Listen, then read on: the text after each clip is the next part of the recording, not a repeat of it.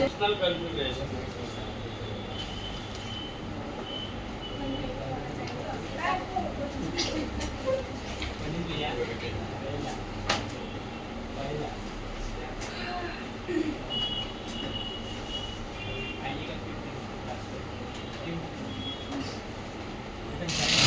देखो ज्यादातर exception D block में देखा गया।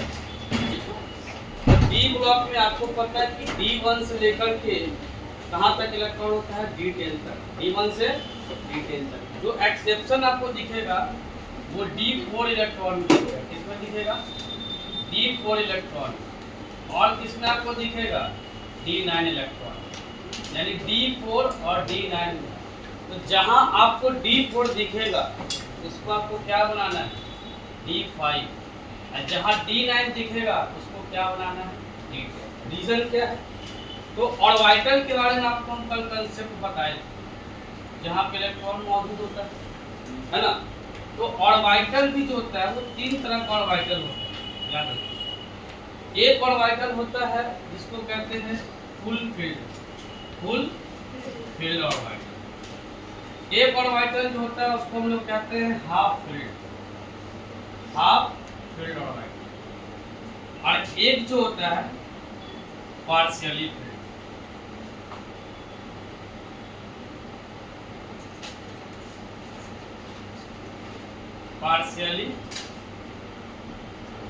अब full field, half field, partially field को समझते हैं। फुल फील्ड किसको कहते हैं?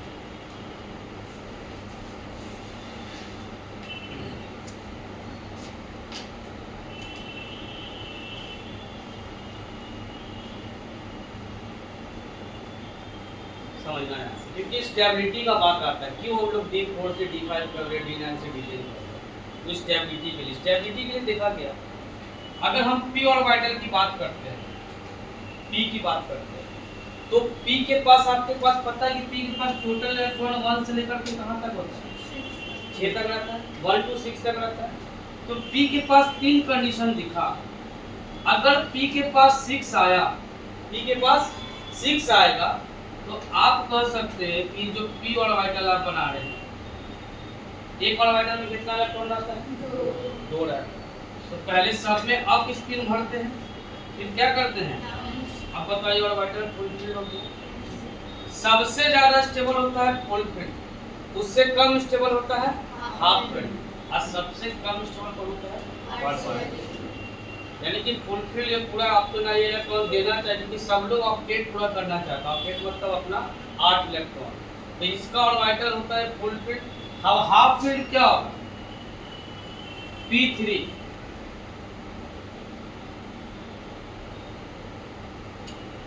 इसको क्या कर दो? Half field. तो पार्शियली फील्ड क्या निकल के आ जाएगा? तो पार्शियली फील्ड अगर आप कह दीजिए कि P2, P4, P5 और P1, और आपका क्या हो सकता है? यानी ऑर्बिटल ऐसा रहे, अगर आप 1 2 3 4, तो क्या ये फुल फील्ड है? ये क्या है? पार्शियल। सब लोग कहीं ना कहीं अपने ऑर्बिटल को क्या करना चाहता है? पूरा करना चाहता है, कंप्लीट करना चाहता है। ये कंप्लीट है। जो अपना ऑर्बिटल पूरा कर दिया वो स्टेबल हो गया। ये थोड़ा कम स्टेबल है, लेकिन ये पूरी तरीके से क्या है? अनस्टेबल। तो जो भी एटम में जब हम लोग इलेक्ट्रॉन भरते हैं, या आगे हम लोग का यूज आएगा, या ऑर्बिटल का कांसेप्ट यूज आएगा। यानी कि स्टेबिलिटी की बात करें, stability of orbital, stability of orbital. तो सबसे ज्यादा स्टेबल कौन होता है? Full field. फिर कौन हो गया?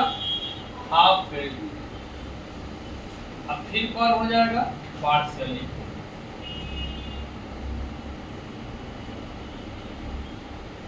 ये कंसेप्ट है फुल फील्ड, हाफ फील्ड और पार्शियली।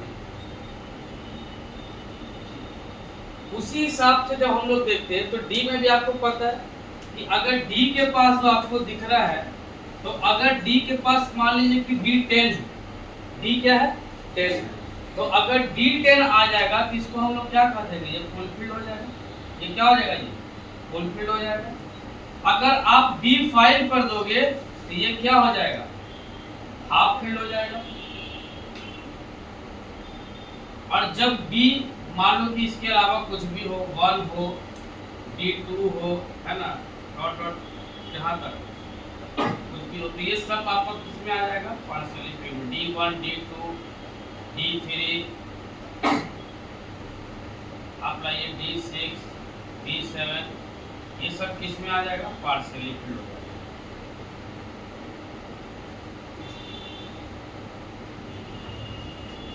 पार्शियल, ये तो हम समझ गए कि कोई भी D10 होता है फुल फील्ड और D5 होता है हाफ फील्ड। आखिर जब D4 होता है तो उसको D5 भी क्यों करते हैं, क्योंकि आपको पता है कि अगर ये D4 है, अगर इसको एक इलेक्ट्रॉन मिल जाएगा तो ये D5 बन जाएगा। अगर एक इलेक्ट्रॉन और इसको दे देंगे, मान लो पहले से 4 है, एक और इलेक्ट्रॉन मिल जाएगा तो इसको क्या हो जाएगा, D5 हो जाएगा। तो एक इलेक्ट्रॉन और क्यों जंप कराएंगे, क्यों देंगे एक इलेक्ट्रॉन इसको, इसके पीछे कहानी निकल के है कि 4 और वाइटर 4 सबसे लग जानते हैं, S, P, D और F। कल इसके बारे में चर्चा की। तो जो S होता है ना है और जो D होता है ना, इसका एनर्जी गैप बहुत कम होता है, एनर्जी गैप बहुत कम होता है। एनर्जी गैप कहने का मतलब ये समझना, ये मान लो कि ये 2 गैप और ये 2 गैप और ये 2 गैप। अगर कोई इंसान यहाँ पे खड़ा है, बताओ कहाँ से आसानी से जंप करना चाहिए, यहाँ से, यहाँ से, यहाँ से साइड जाना है, ये चांसेस सबसे ज़्यादा आ जाएगा। कारण यहाँ पे एनर्जी गैप क्या है, यहाँ एनर्जी गैप क्या है, सीधेगा ज़्यादातर चांसेस है कहीं नीचे ना चला, है ना। तो यहाँ पे चांसेस ज़्यादा थे, इस वजह से जो D और S वाला होता है ना, उसका लगभग एनर्जी गैप बहुत कम होता है, तो उसका इलेक्ट्रॉन आसानी से जंप करा के कहाँ ले आते हैं, D में ले आते हैं। क्यों ले आते हैं कि अगर एक इलेक्ट्रॉन दे देंगे तो उसका कन्फिगरेशन क्या हो जाएगा, पूरा। तो ये केस निकल के आया। अब एग्जांपल में आप देखिए कि हम एग्जांपल में ले रहे हैं CR का कितना होता है, 24। आप ऑर्डर लिखोगे 1s2, 2s2, 2p6, 3s2, 3p6, 4s2, 20 हो गया, 2 तो 10, 10, 20 और 3d क्या हो गया, 4। अब यहाँ 4 दिख रहा है, इसका मतलब कि जब 3d4 आप बना रहे हैं, जब 3d4 आप यहाँ पे बना रहे हैं,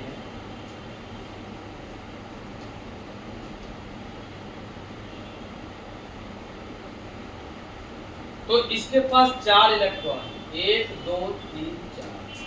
अगर एक इलेक्ट्रॉन और यहाँ जंप कर जाए और 2 यहाँ पे क्या है, 4s2 है, इसके पास कितना है, 2।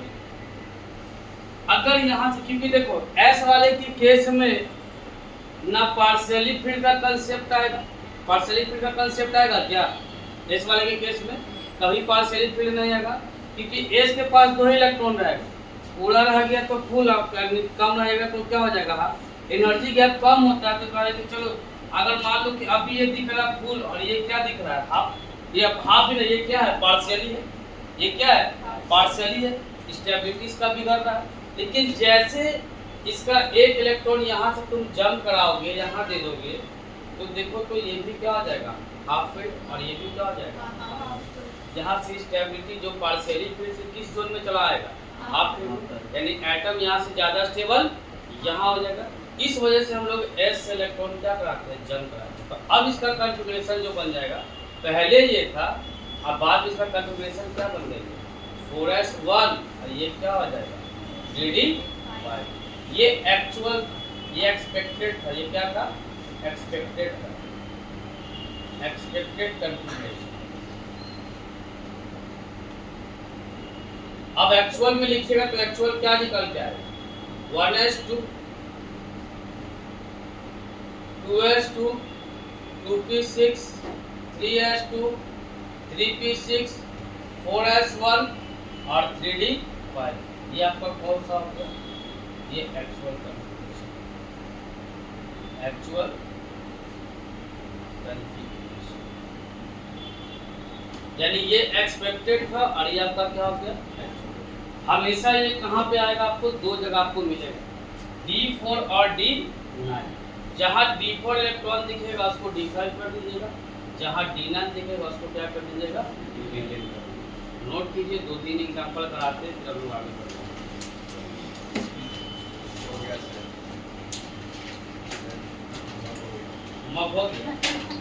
इससे पहले क्या कर रहा है?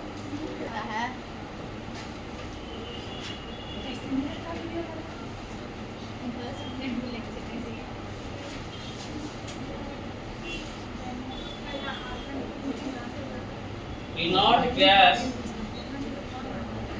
configuration.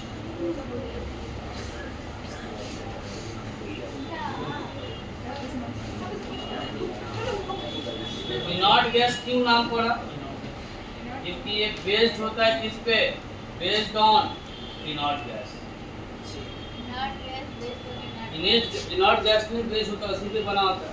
और इसको दूसरा में हम लोग इसको और क्या कहते हैं? इसको शॉर्टेस्ट कन्फिगरेशन कहते हैं। क्या कहते हैं? Shortest configuration.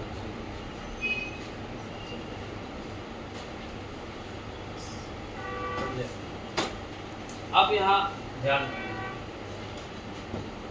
सबसे बड़ा चीज इसमें होता है क्या ना कि वो हमको ये कन्फिगरेशन लिखना बड़ा बात नहीं होता। एक्चुअल इसका जो ऑर्डर याद करना होता है, जैसे भी आप उसमें देखते हैं कि आपसे ऑर्डर नहीं याद होगा तो आप कन्फिगरेशन नहीं लिख पाइएगा, है ना। तो अपने को ऑर्डर बनाने आना चाहिए, इसका भी हम लोग को ऑर्डर बनाने आना चाहिए, वही आपको सिखाना होता है। मेन मकसद ये नहीं कन्फिगरेशन कैसे लिखना, वो तो 1 मिनट में सीख जाओगे। आपको ऑर्डर बनाना सीखना है, क्योंकि देखो माइंड है और ये ऐसा नहीं है कि कंप्यूटर की डेटा स्टोर है, जब तक इसको डिलीट नहीं करेंगे तब तक ये डिलीट नहीं होगा। यहाँ ऑटो डिलीट होते रहता है, कुछ चीजें याद होते रहेगा, कुछ चीजें निकलते रहेगा, कुछ चीजें याद होते रहेगा, कुछ चीजें निकलते रहेगा। लेकिन अपना काम क्या है कि अगर उस चीज को आप लगातार देखते रहिएगा तो वो चीज आपको हमेशा ध्यान में याद रहेगा। और कभी भी ध्यान रखना, हम 2 चीज आपको बता दें, अगर जो चीज रटा हुआ होगा वो डेफिनेटली क्या भूलिएगा, और जो चीज आप समझ के इमेजिनेशन किए हुए होंगे वो आप चीज भूलिएगा। तो समझा हुआ कंसेप्ट, आप कोई भी थ्योरी लिखा हुआ है, जब भी आप उसको याद कीजिए ना तो अपने लैंग्वेज और अपने स्टाइल, किस लैंग्वेज में आप कंफर्टेबल है, किस तरीके से आप उसको याद कर सकते हो, बस आप उसको एक्सप्रेस कर दीजिए। फॉर एग्जांपल, जैसे आप देखते होंगे एक टॉपिक आप पढ़ेंगे फोटो इलेक्ट्रिक इफेक्ट, पढ़े होंगे। अगर आप फोटो इलेक्ट्रिक इफेक्ट पढ़ेंगे तो ऐसा नहीं कि जो डेफिनेशन आप लिखे तो वही पूरे बिहार में या ऑल ओवर इंडिया में वही डेफिनेशन हुआ होगा, सेंस वही निकलेगा, लेकिन सबका लैंग्वेज का स्टैंडर्ड क्या होगा, अलग होगा। और टीचर का अपना अपना लैंग्वेज होता है, सबका अलग लैंग्वेज होता है। इसका मतलब ये थोड़े हो गया, कैसे थोड़े जो तुम एग्जाम में अगर फोटो इलेक्ट्रिक इफेक्ट आएगा लिखने के लिए, जो तुम लिखोगे वही आंसर कोई और लिखेगा, ऐसा है पॉसिबल क्या? वो भी अलग लिखेगा, तो दोनों का सही होगा।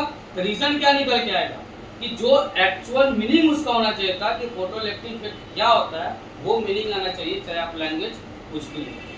तो जब भी याद करने जाओ या रिवीजन करने जाओ तो तरीका कभी भी ये लेकर के आना, ये पन्ना पलटो और याद करने वाला सिस्टम मत बनाओ। हमेशा याद करने के लिए क्या करो, उस चीज़ों को दिमाग में एडजस्ट करो। और याद करने का एक सिंपल तरीका क्या होता है, हम आपको बताते हैं। जो भी आप देखिए, जब हम लोग पढ़ते थे या साथ में जब 1-2 स्टूडेंट जो मेरा मेडिकल में गया, उन लोग शॉर्ट नोट्स प्रिपेयर करते। शॉर्ट नोट्स समझते हैं? ये इतना बड़ा वेपन है जिसकी आप कल्पना नहीं कर सकते। शॉर्ट नोट्स का मतलब ये होता है कि जो पूरा चैप्टर आपका 20 या 25 या 30 पेज में जा रहा है वो आपको कहाँ चलाएगा, 2 पेज, 2.5 पेज। तो अब बताओ कि 20 से 22 पेज रिवाइज करना डेली संभव नहीं है, लेकिन 2 पेज रिवाइज करने के लिए आप आधा घंटा ही बैठोगे, 2 पेज क्या कर लोगे, रिवाइज कर ले। वो डेली देख सकते हो क्योंकि वो छोटा है शॉर्ट नोट्स, और शॉर्ट नोट्स को देख करके आप सारी चीज़ों को दिमाग में मोटा मोटी आप 60-70% कंसेप्ट आप दिमाग में रख सकते, समझ लो। तो एक चीज़ हम करेंगे, आपको तो बनाने नहीं आता होगा शॉर्ट नोट्स, एक मेरे तरफ से आपको ये हेल्प रहेगा कि हम सब बेसिक कंसेप्ट आपको पढ़ा चुके, ठीक है। उसका शॉर्ट नोट्स हम बना करके दे देंगे, वहाँ से आपको यहाँ मिल जाएगा, एक से आपको आइडिया लग जाएगा, बाकी फिर आप लोग ये काम खुद ब खुद सब बेसिक कंसेप्ट से एक हम बना करके आपको शॉर्ट नोट्स दे देंगे, कैसे बनता है, कैसे चीज़ें एडजस्ट होती है, वो चीज़ तुमको आइडिया लग जाएगा। और उसके बाद बाकी जैसे जैसे चैप्टर आएगा तो अपने हिसाब से उसको डिजाइन, है ना, एक अलग से उसका कॉपी बना लेना छोटा सा, उसी में शॉर्ट नोट्स बनाना बस। जब भी टेस्ट है अगर क्वेश्चन प्रैक्टिस करना है तो पूरा थ्योरी थोड़े देखना होता है, उसमें इंपॉर्टेंट फार्मूला होता है, ये होता है, बस देख के फटाफट फटाफट क्वेश्चन बनाना शुरू कर दे। ये होता है एक तरीका पढ़ने का। और एक हो गया कि बस बाबा जी की तरह लेके बैठ गए, पढ़ना पलट गए, पढ़ना पलट गए, इससे रिवीजन होता है।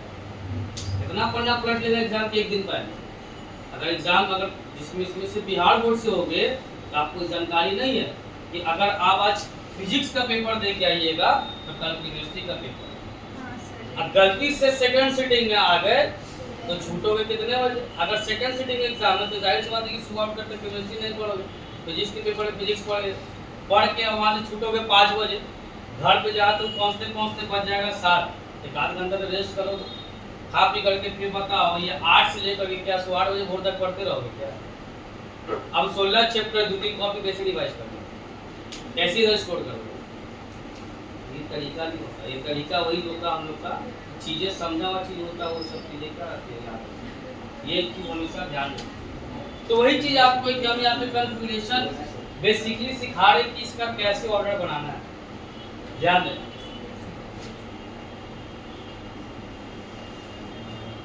यहाँ लीजिएगा, लिखिएगा atomic number,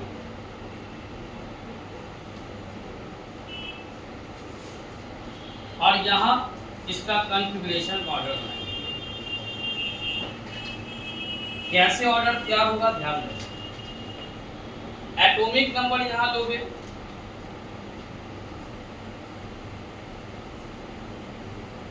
three to 10, 11 to 18, 19 to 36, 37 to 54, 55 to 86, 87 to, यानी एटॉमिक नंबर 3 से 10 तक, फिर एक आगे बढ़ जाएंगे 11 से 18, 19 से 36, 37 से 14, 55 से 87 से। अब कैसे बनेगा नोबेल गैस। तो नोबेल गैस में आपको पता है क्या क्या होता है, डायलॉग बताओ लिखने का तरीका।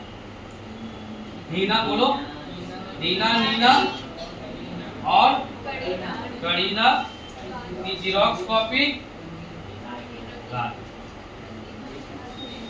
अब यहाँ जब आओगे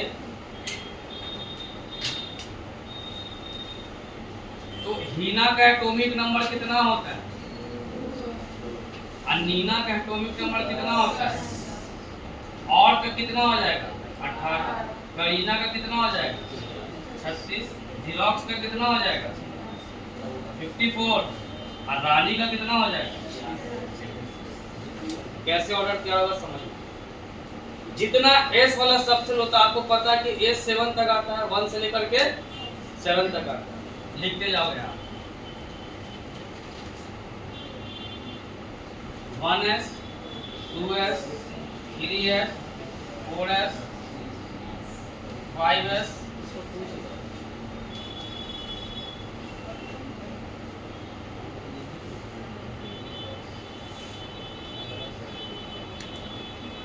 1s से 2 में चला ही आया, 6s और 7s। P वाला लिखो,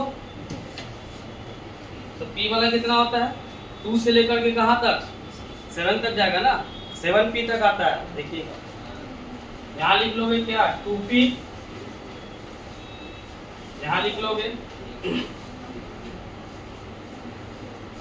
3P, 4P, 5P, 6P, 7P, यहाँ तक लिख लीजिए। एक साइड कर देना S और एक साइड कर देना क्या P। इसके सामने ये 4P, इसके सामने क्या कर दोगे 5P, इसके सामने क्या कर दोगे 6P, इसके सामने क्या कर दोगे,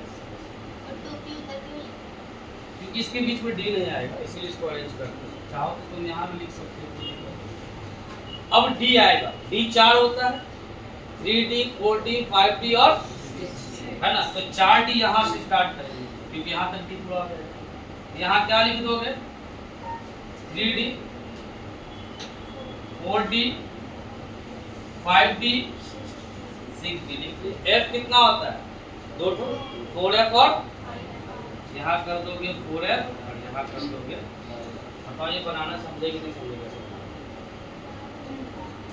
नोवेल गैस एक तरफ S एक तरफ P, नीचे से D, एक्चुअली यहाँ से पीछे पहले उसके बाद D उसके पहले ये कॉन्फ़िगरेशन इसी ऑर्डर को आपको ध्यान में रखना है। अब देखो इसी ऑर्डर से कैसे क्वेश्चन सॉल्व। अब सीजियम से हम लोग चलते हैं। सीजियम का लिखते होगे 55 से, पहले 1s 2s वाला लिखते फिर इस पे आए। क्या लिखते थे? 1s2 2s2 2p6 3s2 3p6 4s2 3d10 4p6 5s 5s2, उसके बाद क्या आ जाएंगे? 5p आ जाएंगे ना, 4d आ जाएगा, 4d10 हाँ, और 5p6 जोड़ लो तो कितना हो गया? 20 30 38 40 और 6s कितना हो जाएगा? कितना लंबा चला गया। अब नॉट का लिखते, बताओ 54 कहाँ आ रहा है? 55 कहाँ आ रहा है? ये देखो 55 यहाँ आ रहा है, ये वाला ऑर्डर फॉलो करेंगे। तो यहाँ क्या लिखोगे? XC पे 54 यानी 54 इलेक्ट्रॉन तो भर गया, बचा कितना? 1 6s।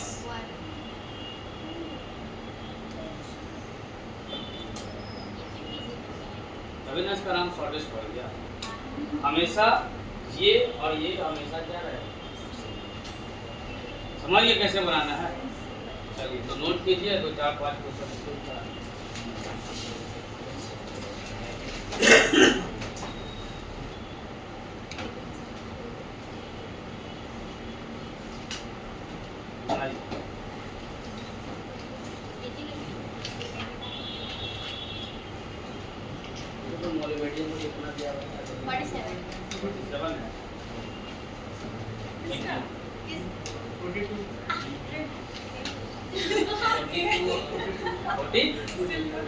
है।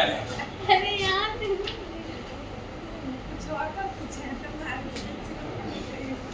बनाइए। मतलब एजी का ही बता है सर, कुछ एजी का नहीं लिख रहे इसमें, बता दिए थे क्या? ठीक है बस करते हैं तो पूछिए।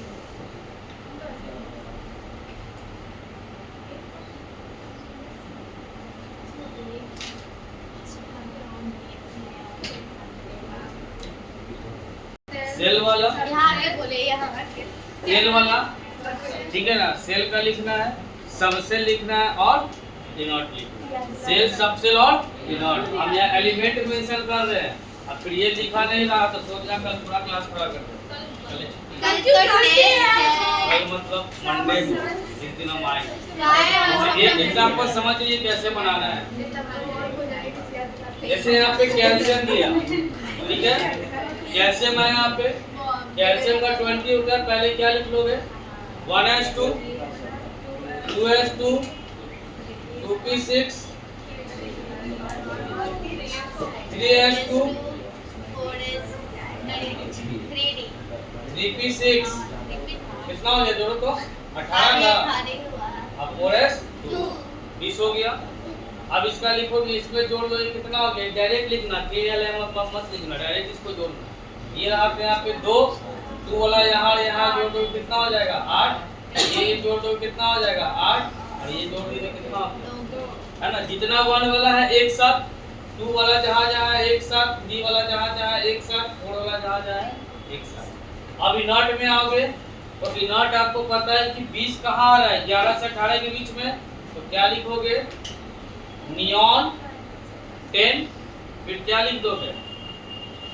20 कहाँ आ रहा है? देखिए 90 वहाँ नहीं आ रहा, नीचे वाले में आ रहा है, आर्गन में आ रहा है। आर्गन 18 और 4s क्या कर दोगे? इस तरीके से आपको 10 एलिमेंट मेंशन करे, 10 वाली का लेके आना है। 10 एलिमेंट PR 5 को काफी है। ZN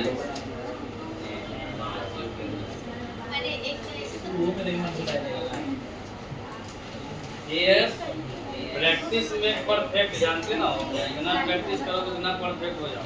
कल जो होमवर्क मिला तो वो आज याद ही नहीं रहता, 3 दिन बाद चेक किए क्या हम नहीं फिर याद। बताए ना क्या करना क्या नहीं करना। हाँ सर, ग्रुप में मैसेज करती हूँ। मतलब इतना तुम लोग इरिस्पांसिबल हो कि याद दिलवाना यस वी आर नहीं सर, हमारे रिस्पांसिबल। कमजोर है। अभी ना मुझे कुछ डालते हैं तो फिर निकल जाता है। ऑटो डिलीट मोड सबसे पहले ऑटो डिलीट मोड में होमवर्क जाता है। टॉप वाले में। पीडी हो गया सर। कुछ डिलीट होगा, होमवर्क से डिलीट होता है। हेलो आंटी 8 देके तो क्या कर दिया तो करना है।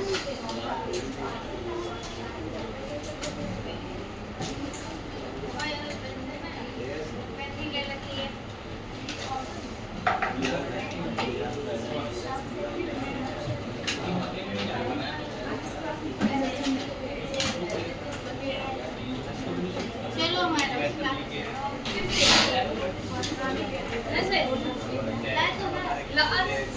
चलो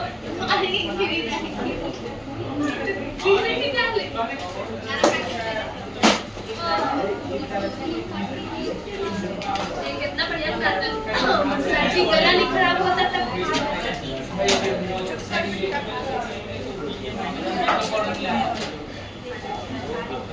गला खराब